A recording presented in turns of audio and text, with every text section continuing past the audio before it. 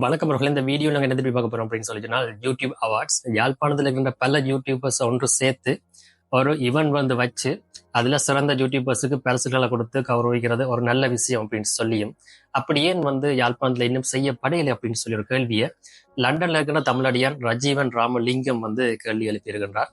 உங்களுக்கு அவரை பற்றி தெரியும். நாங்கள் கூட அவரை வந்து எங்க வீடியோல எங்க சேனல்ல வந்து நிறைய நல்ல விதமா சொல்லியிருக்கிறோம், எக்கச்சக்கமான வீடியோக்கள்.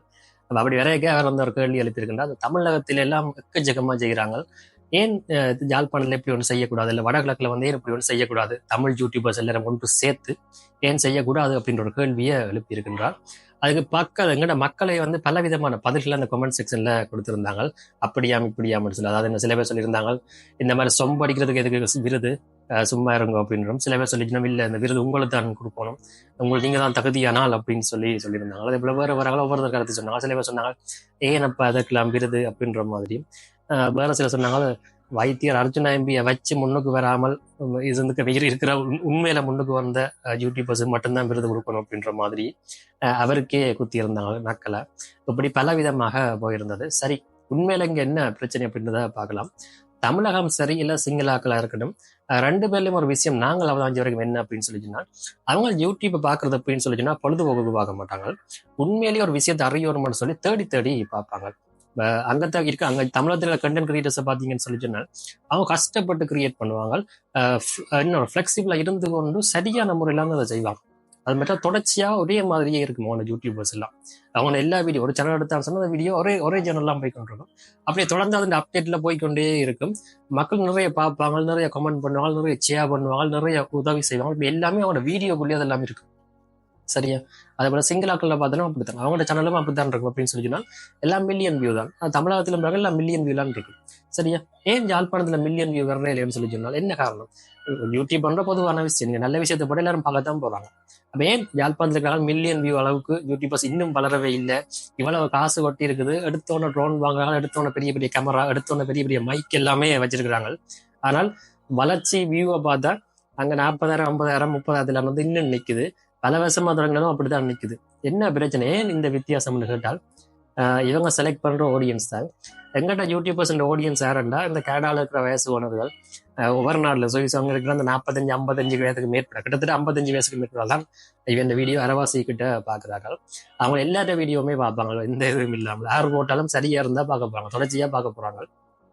இந்த மாதிரி பாக்குறவனாலும் வியூ வந்து வருது. அது என்ன, அந்த அட்டின் லொக்கேஷனுக்கு ஏற்ற மாதிரி காசு வருது. இதோட காணும் அப்படின்றதான் வந்து யாழ்ப்பாண யூடியூபர்ஸை பொறுத்த வரைக்கும். அதோட என்ன இன்னொன்று பயம், பரபரப்பு, இந்த ரெண்டு அடிப்படையை வச்சுக்கொண்டுதான் நான் இவன் யூடியூபே ஓடுது. ஏதாச்சும் ஒரு பயத்துக்குள்ள போகணும், இல்லை ஒரு பரபரப்புக்குள்ள போகணும். அந்த ரெண்டுக்காண்டி தங்களோட உயிரை பணையம் வச்சு ஓடி வீடியோ எடுத்து போடுறது. அதுக்குள்ளேயும் பல போட்டி, அதை போட்டு அந்த வியூவை தேதி தான் மாதம் சில பல லட்சங்களை ஒழிச்சு கொண்டு இருக்கிறாங்க. இதுதான் அவையை பொறுத்த வரைக்கும். ஆனால் நீங்க தமிழ்நாட்டு எடுத்து பாத்தீங்கன்னு சொன்னாலும் சிங்களால பார்த்தா அப்படி எல்லாம் இல்லை, அது வேற மாதிரி இருக்கும். அவங்களை பொறுத்தவரைக்கும் ஒரு வளர்ச்சி பாதையெல்லாம் போகும். அங்க பயம் பரபரப்பு இருக்காது, நேர விஷயம் தான் இருக்கு. ஒவ்வொருத்தரும் ஒவ்வொரு டைப்பா இருப்பாங்க. நீங்க வழியா பாருங்க, தமிழகத்துல ஒவ்வொரு யூடியூபர் சொன்னா ஒவ்வொரு யூடியூபரும் ஒவ்வொரு டைப். நான் இந்த டைப் சொன்னா அந்த டைப்ல இருப்பான், இன்னும் வேறு ஒன்று செஞ்சு கொண்டிருப்பான். ஒவ்வொருத்தரும் ஒவ்வொரு கேட்டகரியில செஞ்சு கொண்டிருப்பாங்க. சரியா?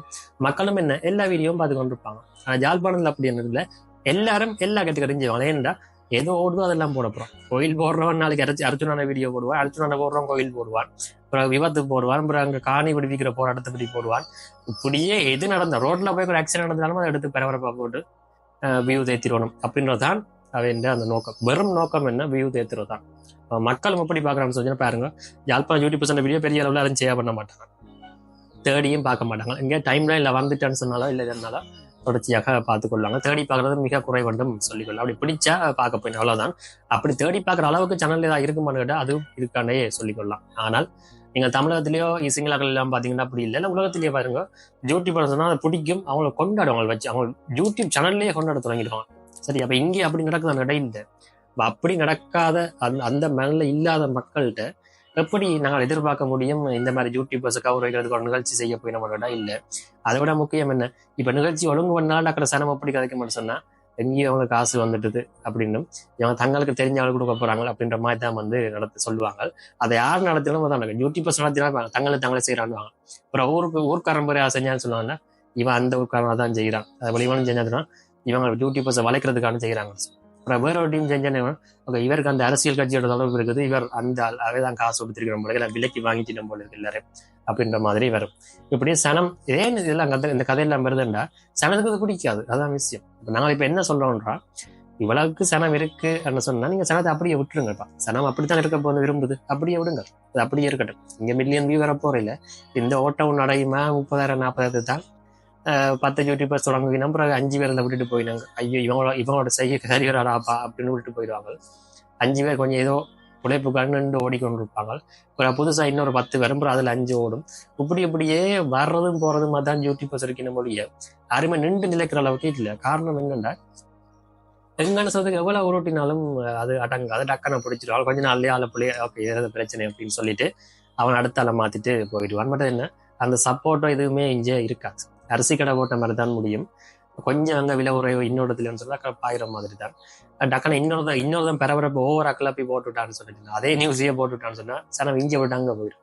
அப்புறம் அவன்கிட்ட விட இன்னொரு போயிடும்.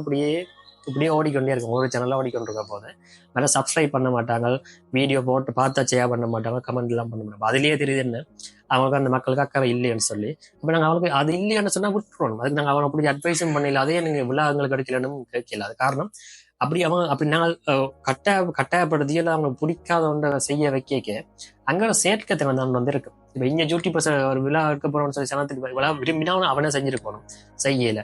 நாங்கள் விளையாடுங்கன்னு சொல்லி கேட்டு நீ செய்ய வழிகிட்டு என்ன சொன்னா முழுமையான ஒரு சேர்க்கத்தினோட ஒன்று வந்துட்டு போடுவாங்க, ஏதோ செய்வாங்க. அப்புறம் அங்கேயும் இப்படி செய்யறவங்க என்ன நடக்கும்னு சொன்னாங்க, சின்ன பிள்ளை வந்தாலும் ஊதி பெருப்பித்து 2 3 வளமையா தமிழர்கள் நடக்கிற விஷயம் இதுதான். தமிழர்கள் வந்து நீங்க ஒரு இடத்துல ஒன்று கூட்டவே கூடாது.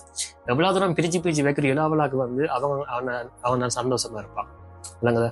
அதைத்தான் வெளி அரசாங்கங்களும் சரி இலங்கை அரசாங்கம்லாம் செய்து கொண்டிருக்குது. அதான் அவன் உண்மையில சந்தோஷமா இருந்து சொல்றான். காரணம் அவனுக்கு அது பிடிக்கும். அவனை சேர்க்கிறதும் கிட்டத்தட்ட எப்படி அவனுக்கு எப்படி வருதுன்னா அவனுக்கு முள்ளியாக்கள் மாதிரி இருக்கும். சேர்த்துட்டா இல்ல நீ மொத்தம் அழிஞ்சு போயிடுவேன், நான் அழிஞ்சாலும் பரவாயில்ல உன்னையும் சேர்த்து அழிப்பேன் அப்படின்ற மாதிரி தான் அவனுடைய மனம் இருக்கு. அதுதான் நடக்கிறது. அதனுடைய மிக கவனமா இருக்க நகலை சேர்க்கறதுல நானும் அந்த வேலையில போறேன். இவர் பதவி போடுறதுதான் சரி என்னோட நாங்கள் கருத்தை சொல்லுவோம், எங்களை வன்மத்தை கக்கி விடுவோம் அப்படின்னு சொல்லிட்டு காட்டியிருக்கிறோம். நீங்கள் உங்களோட வன்மம் இருந்தால் எங்களை கமெண்ட் செக்ஷன்ல கக்கி கொள்ளுங்கள். நன்றி.